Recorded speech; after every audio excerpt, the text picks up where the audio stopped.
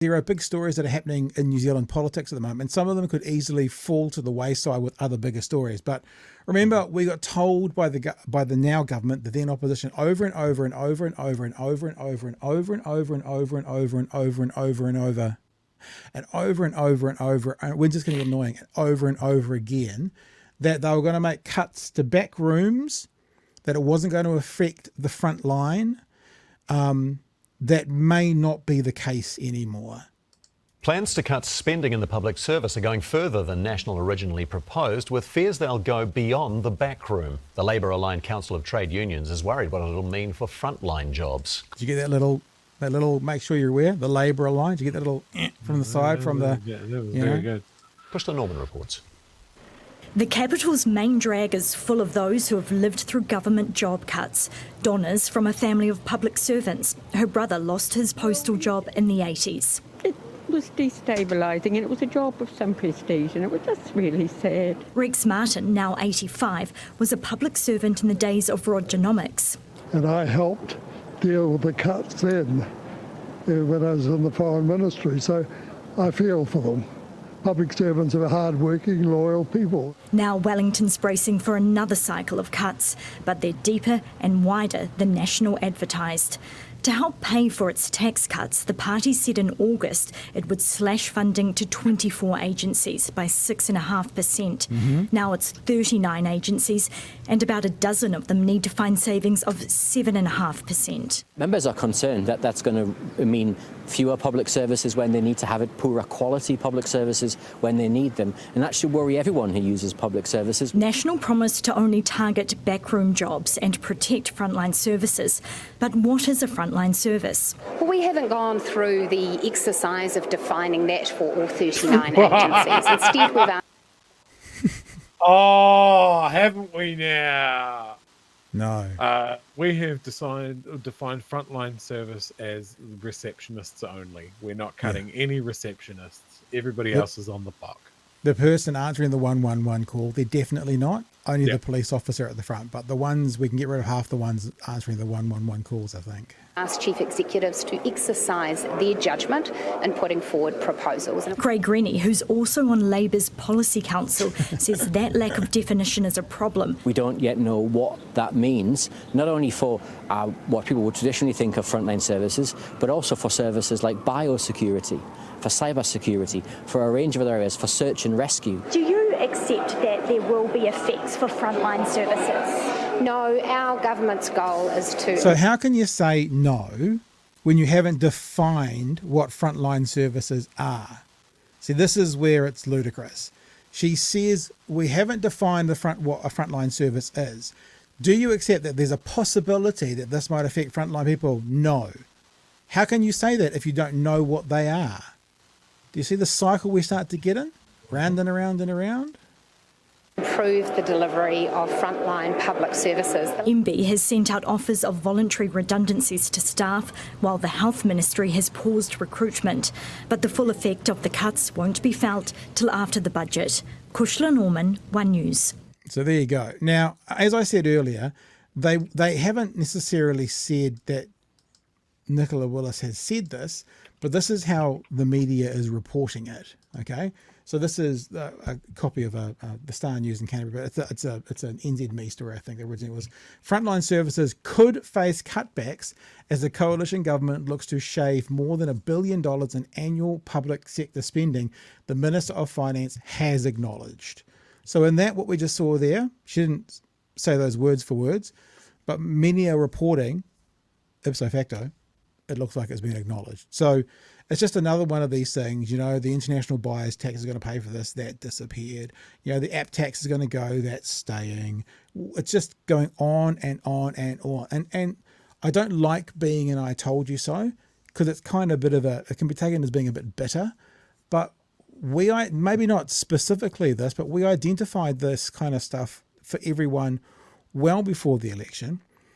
And you know the old story about the day after Brexit, there were a whole bunch of people who voted for Brexit getting remorse and regret because they didn't think it would go through. I wonder how long it will take for whatever New Zealand's version of that regret is when austerity hits, the public sector is not able to provide for the country like it once could. And, you know, those squeezed middles are getting $4 a week back, which they're going to have to pay out because their kids are taking buses which are costing $20 a week more. You know, when's that going to happen? Is it already happening, Chewy? Yeah, I've got a little quote. I've done some work. I've got a little quote, Pat. Asked by AM host Ryan Bridge if National promised no new cuts to frontline services, Willis said, "I make that promise." Now, I have never been less shocked to see the news that she was walking that back today, because we have been saying from day dot, this is not surprising. This is the part of the plan. The self-funding tax cuts were never going to work. Yeah. This was always about Cuts. cutting costs by cutting services, because this is what these people do every time they're at the wheel. This is not new. It's not surprising. It's not revolutionary. This is what we forgot. We let them back in, and then they're doing it again. It's austerity. It's what the Tories have done to England. And the only thing that has saved us is we have MMP. And we like to change the government. In the UK, they can't change the government. So they have had decades of this sort of shit fuckery. And we've got to fight this as hard as we can.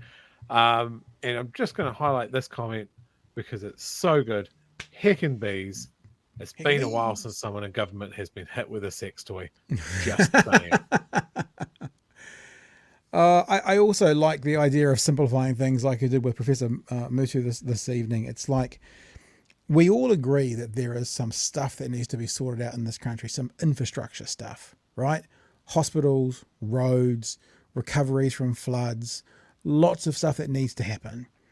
This government has sold the lie that they can run at a zero-sum gain, no surplus, give the money back, and do all those jobs.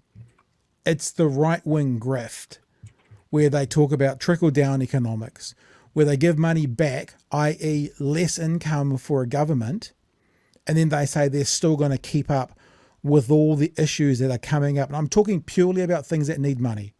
Bridges, buildings, roads, they need money. Most of us, right, Chewy, you as well, if you owned a home, if you do own a home, congratulations. If you haven't, but imagine you did own a home. If you needed to do some work on that home, there's two ways you can do it. You can save up, i.e. have surplus and pay for the work, or you can borrow against your asset and get the work done. This government isn't going to be able to do what they're promising without borrowing, whilst they're giving their rich mates the tax cuts back, or they're not going to do it, or they're not going to do any of it. Did you just make a like you should be in government, Pat, because you just promised us tux cats. And that is a policy I can get behind. Cats and tuxes. Cats. Cats prefer Adorable. tux. Meow.